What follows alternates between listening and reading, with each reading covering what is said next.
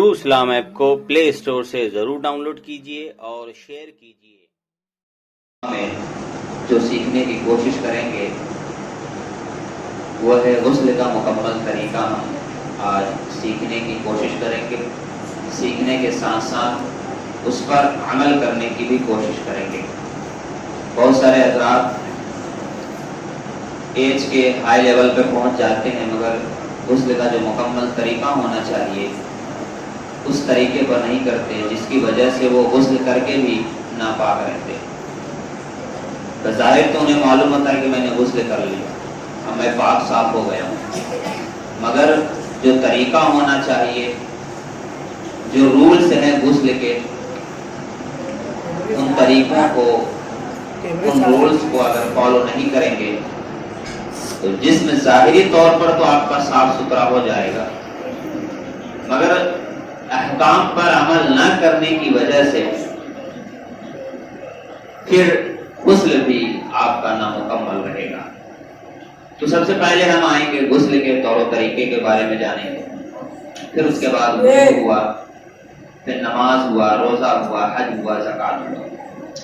اس سے پہلے کے نشستوں میں ہم عقائد پر گفتگو کیے، اکثر و بیشتر عقائد، اللہ تبارک و تعالیٰ کے بارے میں عقیدے کیا ہونے چاہیے، رسول اللہ صلی اللہ علیہ وآلہ وسلم کے بارے میں کیا عقیدے ہونے چاہیے، ضروریات دین کے کیا عقیدے ہیں، ضروریات اہل سنت کے کیا عقیدے ہیں، ظنی عقیدے کون سے ہوتے ہیں، فروعی عقیدے کون سے ہوتے ہیں، ان عقائد میں کون ایسا عقیدہ ہے جس کو نہ ماننے کی وجہ سے ہم کافر ہو جائیں گے، نہ ماننے کی وجہ سے ہم گمراہ ہو جائیں گے، نہ ماننے کی وجہ سے اہل سنت و جماعت سے نکل جائیں گے۔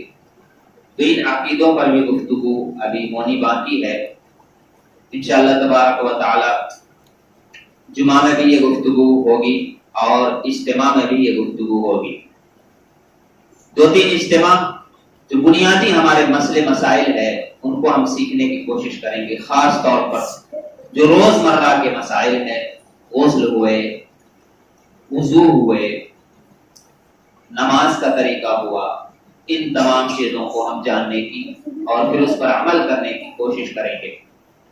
آج کے نشست میں ہم غسل کے طریقے کو جانیں گے، آخر غسل کا اسلامی طریقہ کیا ہے، غسل کا سنت طریقہ کیا ہے، کیا ہم جو غسل کر رہے ہیں یہ غسل لیگل ہے یا نہیں ہے، یہ صرف ظاہری طور پر ہمارے جسم کو صاف کر رہا ہے، یا اس غسل کے ساتھ ہم احکامات پر بھی عمل کر سکتے ہیں یا نہیں۔ تو ان چیزوں کو ہم جاننے کی کوشش کریں گے۔ سب سے پہلے ہم کوئی بھی چیز ہو تو ہم دیکھتے ہیں اس میں، اس چیز میں مین کیا ہے، فرض کیا ہے، مین کیا ہے، فرض کیا ہے۔ اس بات کی طرف ہم بارہا اشارہ کرتے رہتے ہیں، فرض میں اگر ذرہ برابر بھی کوتاہی ہو گئی، فرض میں اگر ذرہ برابر بھی کوتاہی ہو گئی تو پھر وہ چیز ہوگی ہی نہیں۔ مثال کے طور پر غسل میں 3 فرض ہے، کتنے ہیں؟ 3 فرض ہے۔ ان 3 فرضوں میں سے اگر ایک فرض بھی ذرا برابر بھی اس میں کوتاہی ہو گئی تو پھر آپ کا غسل مانا ہی نہیں جائے۔ کیوں؟ اس لیے کہ فرض چھوٹ رہا۔ اسی طرح واجب کا درجہ آتا ہے، واجب اگر جان بوجھ کر کیا جائے تو پھر اثر نو کرنا پڑے گا آپ کو، اور اگر بھول چوک سے کیا جائے تو نماز ہے تو سجدے سہو کریں گے، اور دیگر چیزیں ہیں تو اللہ کی بارگاہ میں ہم دعا کریں گے، یہ توبہ و استغفار کریں گے۔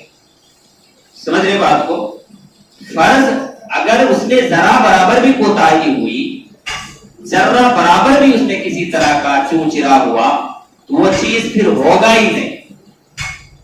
تو غسل میں 3 فرض ہے، غسل میں 3 فرض ہے۔ نمبر 1 کلی کرنا، ناک میں پانی چڑھانا اور پورے جسم پر پانی بہانا، یہ 3 فرض ہے۔ اب اگر ہم کسی وجہ سے ناپاک ہو گئے، اب ان 3 فرض کو اگر ہم نے ادا نہیں کیا، 1000 بار بھی نہائیں گے دودھ سے بھی نہائیں گے پھر بھی ہم پاک نہیں. سمجھ رہے بات کو؟ ہم کسی وجہ سے ناپاک ہو گئے, اگر ہم ان 3 فرض میں سے کوئی ایک فرض بھی نہیں ادا کیا تو 1000 بار بھی نہائیں گے, دودھ سے بھی نہائیں گے, چاہے کسی بھی چیز سے آپ نہا لیں, پاک نہیں ہوں. اگر آپ ان 3 فرضوں کو پورا کر لیا تو آپ 1 بکٹ میں پانی میں نہا لیں, یا 2 بکٹ میں نہا لیں, یا آدھے میں نہا لیں, پورا جسم کو تر و تازہ کر لیں, پھر بھی آپ کا غسل ہو جائے گا. کلی کرنے کا کیا طریقہ ہونا چاہیے؟ کلی کرنے کا طریقہ یہ ہونا چاہیے کہ پانی ہم منہ میں لے کر ایسے صرف آواز نکال کر پھینک نہ دیں, بلکہ منہ کے پورے ایریے میں پانی کا پہنچنا ضروری ہے. منہ کا جتنا بھی ایریا ہے پرزا پانی کا پہنچنا ضروری ہے. اگر ایک ایریے میں بھی ذرا سا بھی پانی رہ گیا, نہیں پہنچا وہاں پر, آپ کا غسل نہیں ہوگا. تو ہم اگر غسل کر رہے ہیں اور غسل میں جو فرض ہے, پہلا فرض یہ ہے کلی کرنا, تو کلی اس طور پر ہم کریں کہ منہ کے اندر جتنے بھی ایریے ہیں, جتنی بھی جگہ ہے, چاہے وہ چھوٹی ہو بڑی ہو, ہر جگہ میں پانی کا پہنچنا ضروری ہے.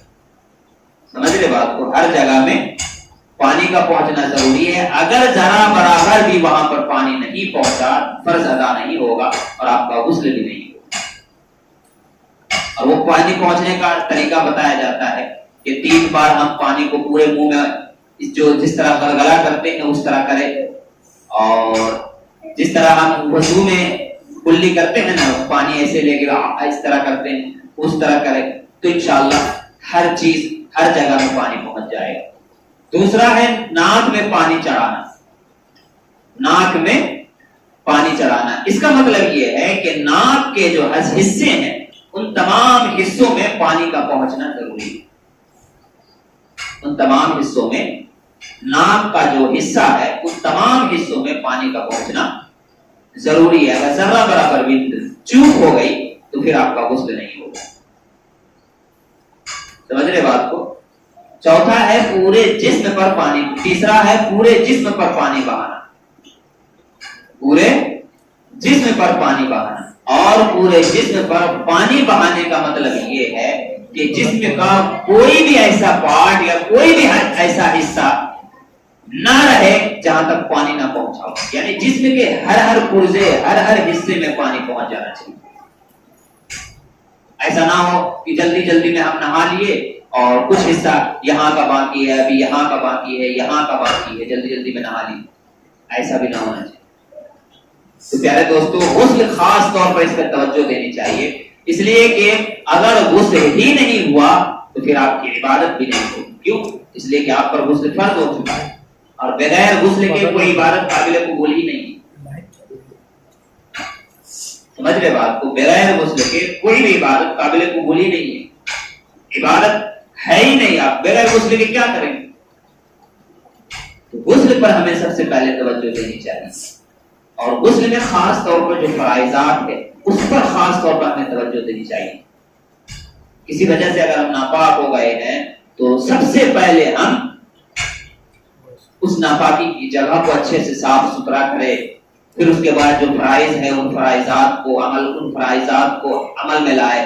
کلی کرے, کلی ایسا کرے کہ منہ کے سارے پرزے میں پانی پہنچ جائے, ناک میں پانی چڑھائے, اس طور پر چڑھائے کہ ناک کے اکثر و بیشتر پورے حصے میں پانی پہنچ جائے. اور تیسرا فرض پورے جسم پر پانی بہائے. پانی بہانے کا مطلب یہ کہ نہیں ہے کہ پانی بہا دیے, نہیں, اچھے سے لگڑ کرنا ہے.